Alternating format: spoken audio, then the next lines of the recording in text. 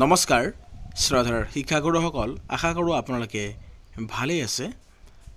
যোৱাকালি টিউটৰ শিক্ষকসকলৰ কাৰণে এটি যি গুৰুত্বপূৰ্ণ ইনফৰমেশ্যন আগবঢ়াইছিলোঁ আৰু লগতে regarding submission of proposal of upgradations of newly provincialised tutor to teachers টিউটৰৰ পৰা সম্পূৰ্ণভাৱে শিক্ষকলৈ ৰূপান্তৰিত কৰিবৰ কাৰণে তেওঁলোকৰ স্কেল পে দিবৰ কাৰণে যি অৰ্ডাৰ প্ৰকাশ পাইছে, এই অৰ্ডাৰ সকলো টিউটৰ শিক্ষকসকলৰ কাৰণে যে প্ৰযোজ্য হয় সেই বিষয়ে আমাক বহুতো প্ৰশ্ন কৰিছে। কমেণ্ট ছেকশ্যনত জনাইছে যে কিছুমানৰ DLED বা BEd কমপ্লিট আছে, তেওঁলোকৰ BA বা HS অৰ্থাৎ গ্ৰেজুৱেশ্যন কমপ্লিট আছে, কিন্তু তেওঁলোকৰ পোষ্টটো টিউটৰ টু টিচাৰ হ'বনে নাই।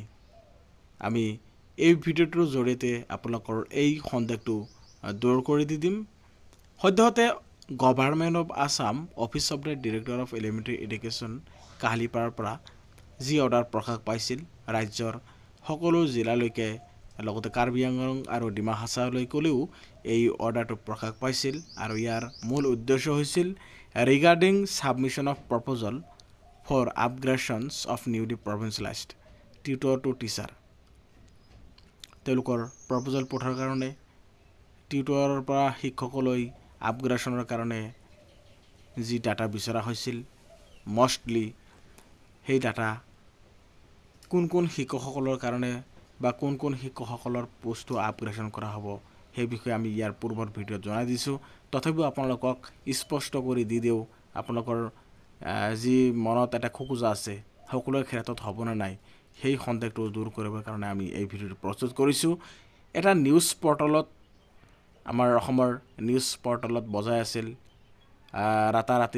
ৰাতিৰ ভিতৰতেই ভাইৰেল হৈ গৈছিল এই নিউজটো। এটা ভুল নিউজ তেওঁলোকে স্প্ৰেড কৰিছিল যে সকলো অস্থায়ী শিক্ষকক স্থায়ীকৰণ কৰা হ'ল, টিউটৰসকলৰ চাকৰি স্থায়ীকৰণ কৰা হ'ল আৰু তেওঁলোকৰ দৰমহা যিটো হ'ল বৃদ্ধি কৰা হ'ল। সেই বিষয়ে এটা নিউজ প্ৰকাশিত হৈছিল। সদ্যহতে আপোনালোকে এই নিউজটো সম্পূৰ্ণভাৱে ভিত্তিহীন। বিশেষকৈ নিউজটো তেওঁলোকে অৰ্ডাৰটো নপৰাকৈ, ইয়াৰ মূল চামাৰিটো নজনাকৈ তেওঁলোকে প্ৰকাশ কৰি দি দিলে।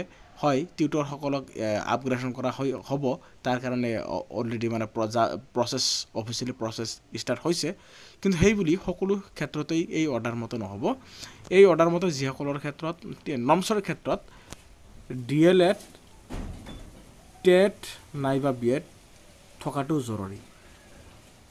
যিসকলৰ DLED লগতে নাইবা BA যিকোনো এটা BEd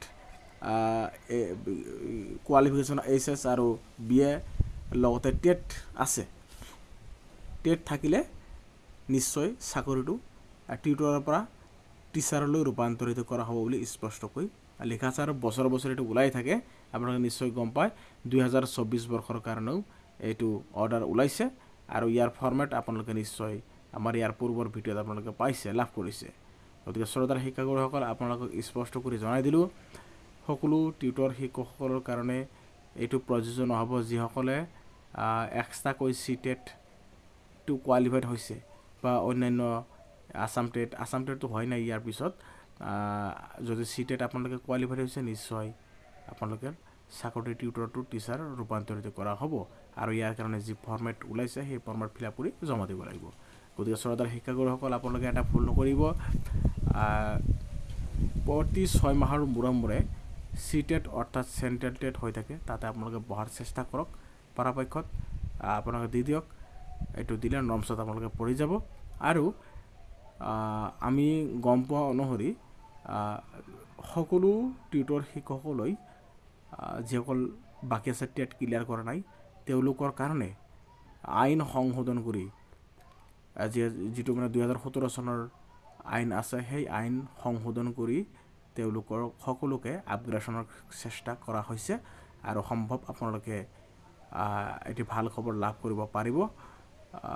আমি নিশ্চয় আপোনালোকক জনাম আমাৰ চেনেলৰ জৰিয়তে। গতিকে সকলো শিক্ষকলৈ যেতিয়া টিউটৰ টু টিচাৰ কৰা হ'ব, নিশ্চয় আপোনালোকে আমাৰ এই চেনেলৰ জৰিয়তে নিশ্চয় গম পাব। আৰু এইটো অৰ্ডাৰ মতে স্পেচিয়েলি যিসকলৰ টেট ক্লিয়াৰ আছে তেওঁলোকৰ ক্ষেত্ৰতহে এইটো প্ৰযোজ্য হ'ব। গতিকে আপোনালোকে নিশ্চয় যি খোকোজা আছিল সেই খোকোজাটো দূৰ হ'ল। তো আজি ভিডিঅ'টো শ্ৰদ্ধাৰ শিক্ষাগুৰুসকল আমি ইমানতে সামৰি মাৰিবলৈ ওলাইছোঁ। ধন্যবাদ।